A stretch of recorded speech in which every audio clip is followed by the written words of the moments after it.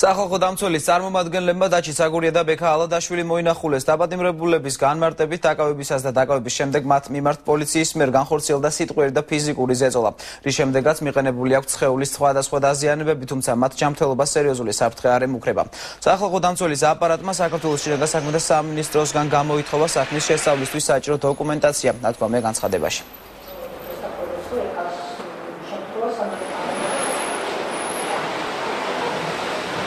შინაგან საქმეთა სამინისტრო კი დაჩი ცაგურიას ცემის ფაქტს უარყოფს. აღნიშნულთან დაკავშირებით სამინისტრო განცხადებას ავრცელებს. გავრცელდა ინფორმაცია, თითქოს მოქალაქე დაჩი ცაგურიას დაკავების შემდეგ მიაყენეს ფიზიკური შეურაცხყოფა.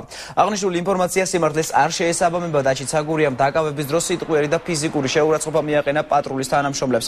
ცაგურიამ პოლიციელს შემოახია პერანგი მაშინ, როდესაც პოლიციის თანამშრომელი ცდილობდა მისთვის ხელბორკილის დადებას.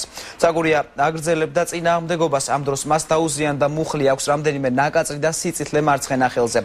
დაკავების შემდეგ დაჩი ცაგურია გადაყვანილი იქნა რუსთავის წინასწარი დაკავების იზოლატორში, სადაც ის უკვე მოინახულეს ომბუდსმენის ოფისის წარმომადგენლებმა. მასთან შეუზღუდავი შესვლის უფლება აქვს მის ადვოკატს. შინაგან საქმეთა სამინისტრო კიდევ ერთხელ აცხადებს, რომ დაჩი ცაგურიაზე არანაირ ზეწოლას არ ქონია ადგილი. აღნიშნულია განცხადებაში.